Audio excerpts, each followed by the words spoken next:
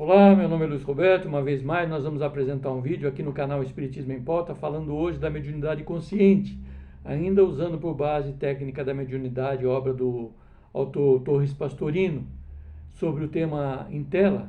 Nós vamos expor segundo o alcance do nosso próprio entendimento, conquanto o autor tenha se aprofundado muito mais na temática lá na obra mencionada. A obra é apenas um norte para a nossa exposição, provocando em nós outros reflexões, as reflexões necessárias, naturalmente. Porque toda mediunidade que passa através do córtex, impressionando os neurônios, é dita mediunidade consciente, porque o médium toma conhecimento na consciência atual do que se está passando nele, a tal ponto que frequentemente não consegue distinguir se é ele mesmo ou outro por intermédio dele que está pensando, falando, agindo, conforme já dissemos isso também num vídeo anterior, se eu não me engano, mediunidade receptiva, não tenho certeza. Se ao invés as células corticais elas não são impressionadas, a criatura então não toma conhecimento do que se passa e a mediunidade, no caso, é inconsciente. O mesmo se dá com o mecanismo dos órgãos, para fazer um paralelo de forma didática, não é?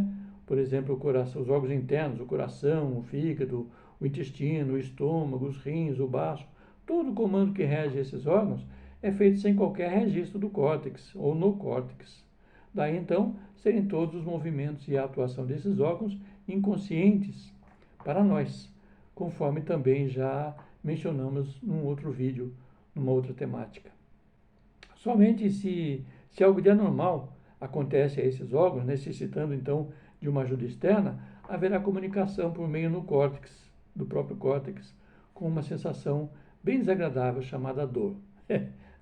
Chamada dor. A dor é um toque de campainha, pedindo auxílio, levando ao consciente o conhecimento de uma irregularidade que precisa ser sanada. Não é? Isso, naturalmente, esclarece suficientemente, tendo feito esse paralelo, que não depende do médium que sua mediunidade seja consciente ou inconsciente. Trata-se de um fator independente de sua vontade e cujo mecanismo é governado por meios que a ciência oficial ainda desconhece, atribuindo o comando dos órgãos, por exemplo, tão somente à parte física. Eles atribuem tão somente ao sistema nervoso autônomo, sendo esse composto, então, dos sistemas simpático e parasimpático. Não se dão conta de que a sede vem do espírito, de que a organização física no seu conjunto é apenas um instrumento do espírito. Aliás, toda a estrutura cerebral ainda é pouco conhecida da ciência médica, que não tomou contato oficial com o seu principal agente, repito, que é o espírito. Só quando o fizer, poderão explicar muitos fenômenos naturais e mediúnicos que hoje constituem hipóteses de trabalho. Questionemos então. Veja só. Não será a substância branca do cérebro o elo de ligação não apenas dos hemisférios entre si, das diversas áreas do mesmo hemisfério, mas do físico com o astral? As sensações percebidas pelo córtex não passarão deste para a substância branca primeiro, para desta passar ao perispírito? Seria tão pouco ativa essa porção tão grande do cérebro, justamente sua parte mais delicada, uma massa quase fluídica?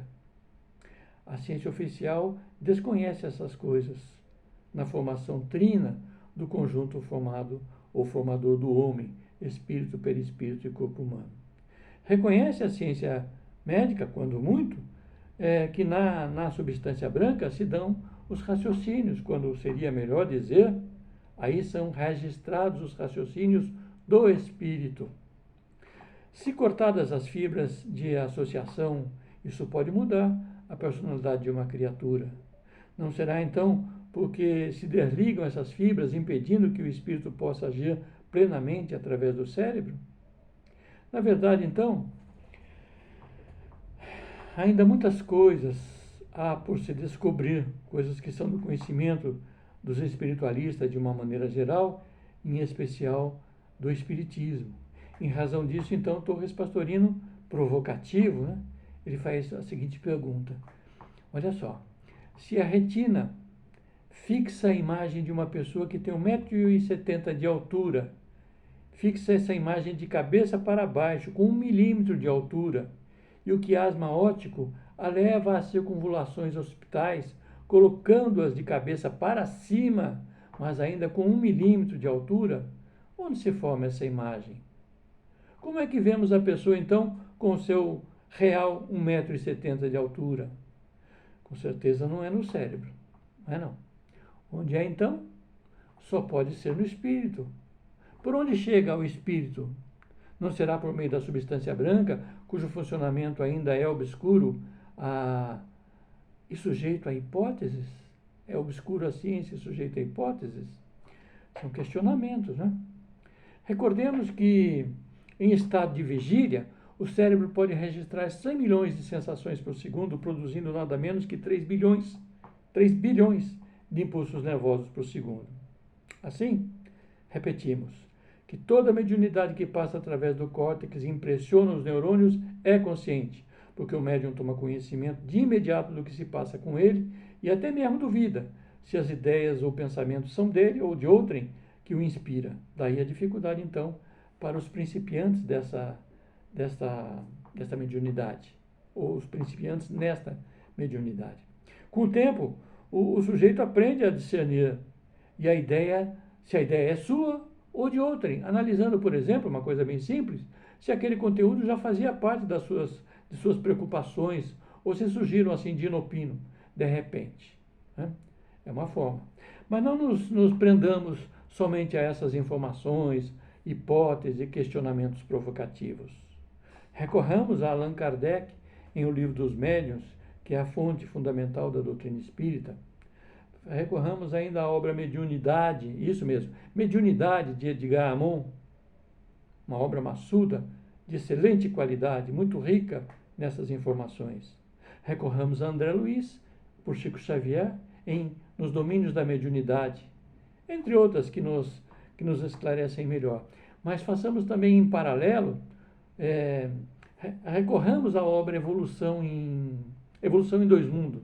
Evolução em Dois Mundos, no que, aliando conceitos científicos e evangélicos, o espírito André Luiz, através do médium Chico Xavier, promove então um estudo do processo evolutivo do ser e da alma nos dois planos de nossa existência, o mundo material e o mundo espiritual, estabelecendo assim um desafio intelectual a todos que praticam ou desejam conhecer a doutrina espírita, em especial no campo da mediunidade.